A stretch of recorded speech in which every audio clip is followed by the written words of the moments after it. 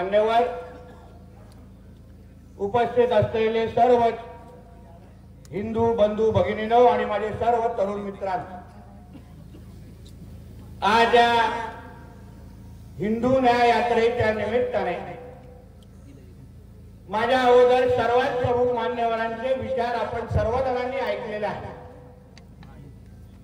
बांगलादेशमध्ये जो आपला हिंदू समाजावर जो अत्याचार सुरू आहे, त्या हिंदू समाजापर्यंत आपल्या सगळ्यांचा म्हणजे सिंधुदुर्ग मध्ये असलेल्या हिंदू माता भगिनी आणि माझ्या सगळ्या बांधवांचा आवाज, समर्थन, ताकद पोचलं पाहिजे. त्यांना एक संदेश दिला पाहिजे की तुम्ही सगळेजण एकटे नाही आहात, पण सिंधुदुर्गातल्या प्रत्येक हिंदू बांधव हे तुमच्या बरोबर गंभीर पद्धतीने उभा आहे. हा संदेश आपण या न्याय यात्रेच्या निमित्ताने द्यायचा. बांधवांनो, आज आपण जे इथे उपस्थित आहोत ते कोणीही कुठल्या पक्षाचा लोकप्रतिनिधी, कुठल्या पक्षाचा कार्यकर्ती म्हणून उपस्थित नाही आहोत, पण ह्या यात्रेमध्ये उपस्थित असलेला प्रत्येक व्यक्ती हा एक हिंदू म्हणून आज ह्या यात्रेमध्ये तुम्ही सगळेजण इथे उपस्थित आहात. आणि जे काय आपल्या समोर माहिती आलेली आहे की बांगलादेशमध्ये जो काय अत्याचार आपल्या हिंदू बांधवांवर सुरू आहे, म्हणजे त्या समोरच्या व्यक्तीला आपली त्याची जात विचारली जात नाहीये, त्या समोरच्या व्यक्तीला त्याचा पक्ष विचारला जात नाहीये, त्या समोरच्या व्यक्तीला तो हातात कुठला झेंडा घेतोय हे विचारलं जात नाहीये.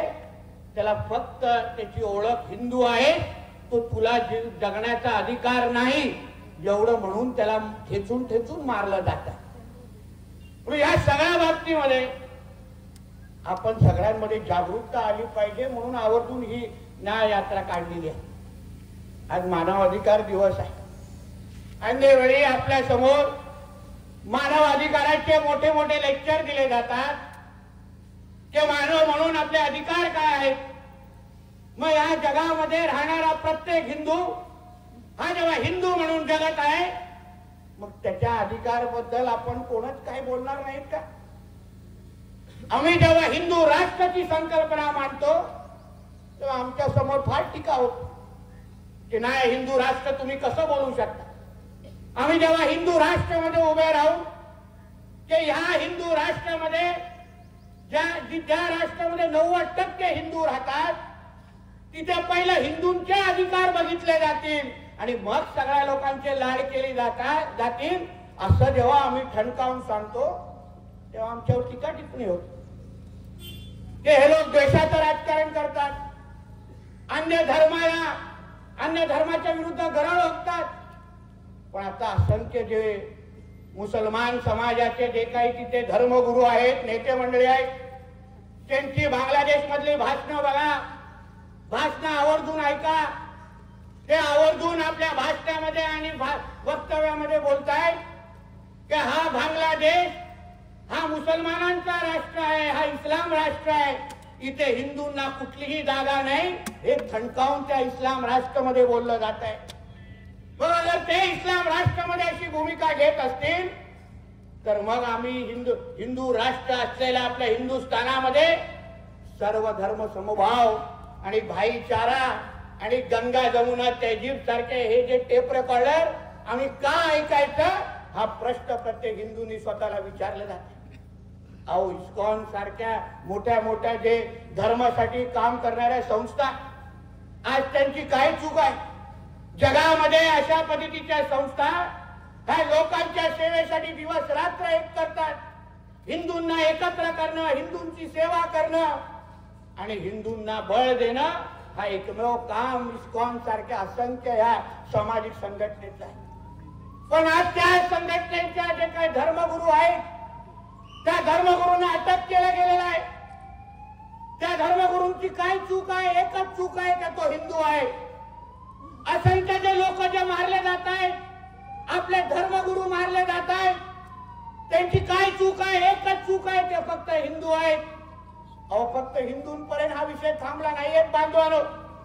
आमचं जे काय अंकुश जाधवजींनी सांगितलं आज हिंदूंबरोबर बौद्ध धर्माला पण वाकड्या नजरेने पाहिलं जात आहे.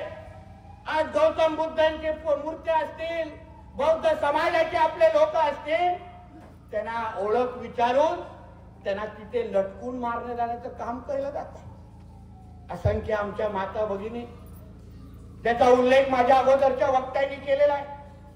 अहो, बांगलादेशमध्ये आमच्या माता भगिनींचे हाल पाहिल्यानंतर मी तुम्हाला बोलतो, तो व्हिडिओ सुरू केल्यानंतर पूर्ण पण करता येत नाही, एवढे वाईट अवस्था त्या लोकांनी केलेली आहे. सामूहिक बलात्कार हा तो राजरोस पद्धतीने बांगलादेशमध्ये सुरू आहे. अहो, जे काय आमच्या इस्कॉनचे गुरु आहेत, धर्मगुरु आहेत, त्यांना जेव्हा अटक केली आणि जेव्हा वकील संघटनांनी पुढे येऊन त्यांना त्यांची केस लढवण्याची इच्छा व्यक्त केली, पहिला एक मुसलमान समाजाचा वकील आला. त्याला जेव्हा अन्य मुसलमान समाजाच्या लोकांना कळलं की हा असा त्या धर्मगुरूचे केस लढवणार आहे, भर चौकामध्ये त्याला ठेचून ठेचून मारून टाकलं गेलं. नंतर एक हिंदू समाजाचा वकील पुढे आला. हे जेव्हा जिहाद्यांना कळलं की बाबा हा त्या धर्मगुरूची केस लढतोय, त्याला एवढं वाईट मारलंय, तो कुठल्याही क्षणी तो मरून जाईल अशा पद्धतीची बातमी आजच्या बांगलादेशवरून येऊ शकते. अशा पद्धतीच्या अगर घटना बांगलादेशमध्ये घडत असतील आणि आज जसं आपण या न्याय यात्रेसाठी हिंदू म्हणून जेव्हा इथे उपस्थित झालोय, आपण सर्वजणांनी या प्रत्येक घडलेल्या घटनावर बारकाईने लक्ष ठेवलं पाहिजे. ज्या पद्धतीने ते आपल्या हिंदू समाजाची हाल अपेक्षा करतायत आणि जेव्हा आपण कुठला आवाज उचलतो आपल्या भारतामध्ये, तेव्हा केवढी नाटकं केली जातात, आमच्यावर केसेस टाकले जातात, आम्हा लोकांना सर्व धर्म समूहाची टेप रेकॉर्डर ऐकवली जाते.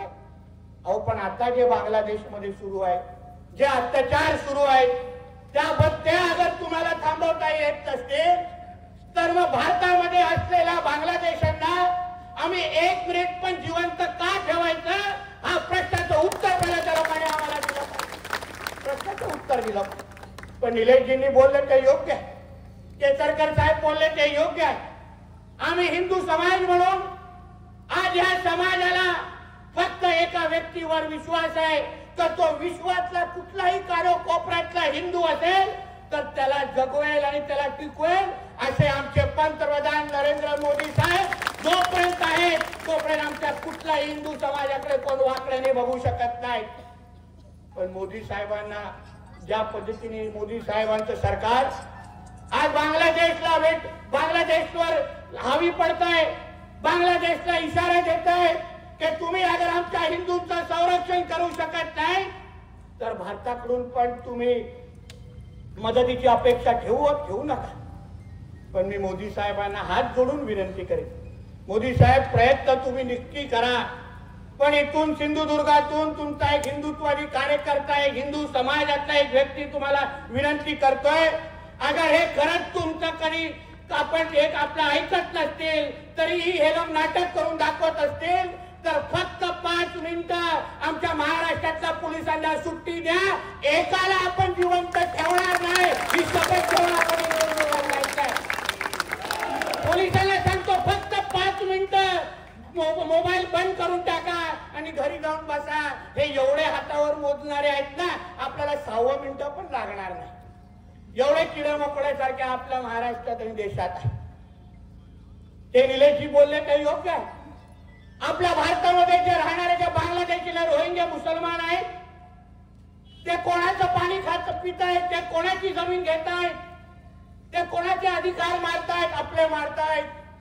म्हणून ह्या अशा लोकांवर तुम्ही बारकाईने लक्ष ठेवलं पाहिजे. बांधवांनो, हे बांगलादेशमध्ये असलेले लोक हे आपले कधीच होणार नाहीत, कारण का ह्यांना 2047ला या भारताला इस्लाम राष्ट्र करायचं आहे. ह्यांच्या सगळ्यांचा हे सगळ्यांनी शपथ घेतली आहे की जोपर्यंत या भारताला आम्ही इस्लाम राष्ट्र करत नाही तोपर्यंत आम्ही या हिंदूंना स्वस्त जगायला द्यायचं नाही. म्हणून या सगळ्याबद्दल आपण सगळ्या जणांनी फार जागरूक राहिलं पाहिजे. ही न्याय यात्रा फक्त इशारा आणि संदेश देण्यासाठी आहे आणि म्हणूनच आपण मूक मोर्चा काढला. पण मी सांगतो, ह्या पुढचा जो मोर्चा असेल तो काय मुक मोर्चा नसणार. जिथे जिथे हे बांगलादेशी राहतात त्यांच्या सगळ्यांचे पत्ते पोलिसांकडे माहिती काढून पोलिसांच्या अगोदर आमचे हिंदुत्वाचे कार्यकर्ते त्यांच्याकडे पोहोचतील आणि त्यांना एका पायावर बांगलादेश मध्ये पाठवणार नाही एवढा शब्द तुम्हाला या निमित्ताने देतो. धमकी समजायची तर धमकी समजा, पण आज जे काय बांगलादेश मध्ये चाललंय हा कुठलाही हिंदू सहन करू शकत नाही. आमच्या धर्मामध्ये संयम दिला असेल, आम्ही काय तुमच्यासारखे कट्टरपंथीच्या नावाने आमच्या धर्माची बदनामी करत नाही.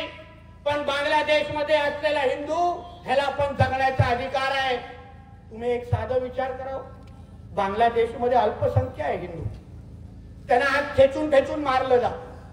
पाकिस्तान मध्ये अल्पसंख्या आहे हिंदू, त्याला पर्याय दिला जातो, या तर तू इस्लाम स्वीकार या तर तुला आम्ही मारून टाकू. आणि आपल्या देशामध्ये किती लाड केले जातात, कुठल्या योजना काढायच्या, कुठले स्कीम यांच्यासाठी आणायची. मग ते मौलाना आझाद असो फाजाद असो आणि हे जेवढे शासकीय योजनांचे सगळे लाभ हे लोकच घेणार. आता जरा विचारात ते मुख्यमंत्री लाडली बहीण योजनेची यादी जरा तुमच्या समोर दाखवतो, कलेक्टरांना सांगतो जरा दाखवा. त्याच्यामध्ये किती 2 पेक्षा जास्त अपत्याच्या लोकांनी फायदा घेतला हे जरा आकडा बघा. मी तर फडणवीस साहेबांना आम्ही सगळेजण विनंती करणार आहे मुख्यमंत्री साहेबांना की साहेब त्या मुख्यमंत्री लाडली बहीण योजनामध्ये बदल करा, आपल्या आदिवासी बांधवांना थोडं सूट द्या आणि नंतर 2 अपत्य लोकांपर्यंत ती योजना पोहोचणार असं नियम त्याच्यात घाला आणि तरच फायदा घ्यायला जा. नाहीतर हे नालायक आमच्यामध्ये राहणार, आमच्या सगळ्या योजनांचा फायदा घेणार, सरकारचे सगळे लाभ उचलणार आणि मतदानाच्या दिवशी हमको इस्लाम चाहिए. मान्य वेळे तुझ्या काय इस्लाम काय कुठे ते खेचायला जातो काय रे? तेव्हा तुला आमचे मोदी साहेब आठवत नाही, तेव्हा तुला आमचं महायुतीचं सरकार आठवत नाही. मग तेव्हा घोषणा द्यायचं पहिला धर्म फिर राजकारण. आणि मग अन्य वेळी काय, कोणाच्या योजनांमुळे तुम्ही खाताय, कोणाच्या योजनामुळे तुमचे जे 10 15 निघतात हे कोणाच्या योजनामुळे निघताय? कुठेतरी भूत आहे का तिथे? या सगळ्या गोष्टी या पुढच्या काळामध्ये फार बारकाईने लक्ष दिलं जाणार. जसा केसरकर साहेब बोलले, राज्यामध्ये हिंदुत्वादी विचाराचं सरकार आहे, प्रत्येक गोष्टी हिंदू समाजाच्या दृष्टिकोनातून पाहिली जाणार. आमच्या बांगलादेश मधला असलेला हिंदू त्याच्यावर अगर हाल थांबले, त्याचे हाल थांबले नाहीत, त्याच्यावर अत्याचार थांबले नाहीत, तर माझ्या सिंधुदुर्गामध्ये आणि महाराष्ट्रामधला असलेला हिंदू समाज ज्या दिवशी आपला 3रा डोळा उघडेल हे लोक औषधाला पण महाराष्ट्रामध्ये दिसणार नाही. एवढा शब्द तुम्हाला मी आज सांगितलं. म्हणून आज ह्या न्याय यात्रेकडून जात असताना तुम्ही जागृत राहिलं पाहिजे. हा उद्दिष्ट ह्या न्याय यात्रेचा होता. जे व्हॉट्सअपवर चाललंय ते फक्त व्हॉट्सअपवर बघून मोबाईल बाजूला ठेवू नका. रक्त सळसळलं पाहिजे, आपण जागृत राहिलो पाहिजे. तुम्ही एक फक्त विचार करा, हेच अगर कुठल्या मुसलमानांबरोबर झालं असतं तर त्याला कोणी आपला सिंधुदुर्ग पेटून टाकला असता. 2021 मध्ये मणिपूर मध्ये एक मस्जिद कोणीतरी जाळली होती, पण हे लोकांकडे ती खोटी बातमी यांच्याकडे आली. हे लोकांनी नांदेड, मालेगाव, नाशिक मध्ये एवढं हिंसक आंदोलन केलं की आमच्या पोलीस बांधवांच्या पण अंगावर गेले आणि त्यांचे कपडे फाडले. हिंदू लोकांच्या दुकानात घुसले, घरात घुसले, बायका पोरांच्यावर अत्याचार केला. का? कारण का मणिपूर मध्ये कोणीतरी मस्जिद जाळली, ती जाळली पण नव्हती. आणि म्हणून आम्ही बांगलादेशमध्ये झाल्यानंतर आम्ही तो फक्त न्याय यात्रा आणि मुक मोर्चा काढ, ये तो सिर्फ ट्रेलर है. हिंदू समाज जब भी पिक्चर दिखाएगा तब तुमको तुम्हारा अब्बा भी याद आएगा नहीं, ये इतना ध्यान रखना, इतना ध्यान रखना. म्हणून आपल्याला जाता जाता एवढंच सांगेल, जे निलेशजींनी सांगितले बरोबर आहे. हा जो काय भगवा हातात आणि डोक्यावर आहे ना, ही एक जबाबदारी आहे. आपण आपल्या हिंदू राष्ट्रामध्ये हिंदू म्हणून जगत असताना अगर ते लोक एवढे कडवट असतील, ते लोक एवढा कट्टर स्वतःला दाखवत असतील आणि आपण नुसतं फक्त व्हॉट्सअप आणि सोशल मीडियावर कमेंट देत बसलो तर चालणार नाही. तुम्ही तुमचा हिंदू म्हणून आपल्या समाजाची आपल्या समाजाची सुरक्षा करण्यासाठी तुम्ही तयार राहा. आपल्या राज्यामध्ये हिंदुत्वादी विचाराचं सरकार आहे, कुठल्याही हिंदूच्या केसाला धक्का लागणार नाही, हा शब्द तुम्हाला मी या व्यासपीठाच्या निमित्ताने देतो.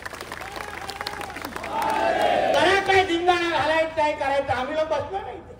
काय चिंता करतात? 3 आमदार आहेत हिंदुत्वादी विचारात, 3 आमदार, आणि नुसते आमदार नाहीये, तुम्हाला माहिती आहे. म्हणून आपल्याला सांगतो, कसलीही चिंता करू नका.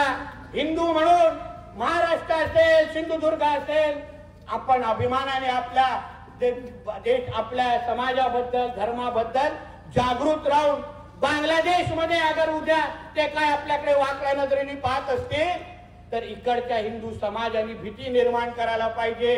त्यांच्या नातेवाईकांनी बांगलादेशमध्ये फोन करायला पाहिजे, अरे तू गप्प बस, नाहीतर मला उद्या माझी सकाळ दिसणार नाही रे बाबा, असा धाक हिंदू समाजाचा इथे तयार झाला पाहिजे.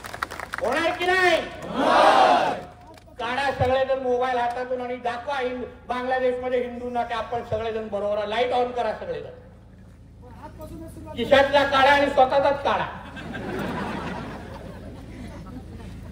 बोला जय श्रीराम, जय श्रीराम, भारत माता की, भारत माता की, जय श्रीराम, जय हिंद, जय महाराष्ट्र. नमस्कार.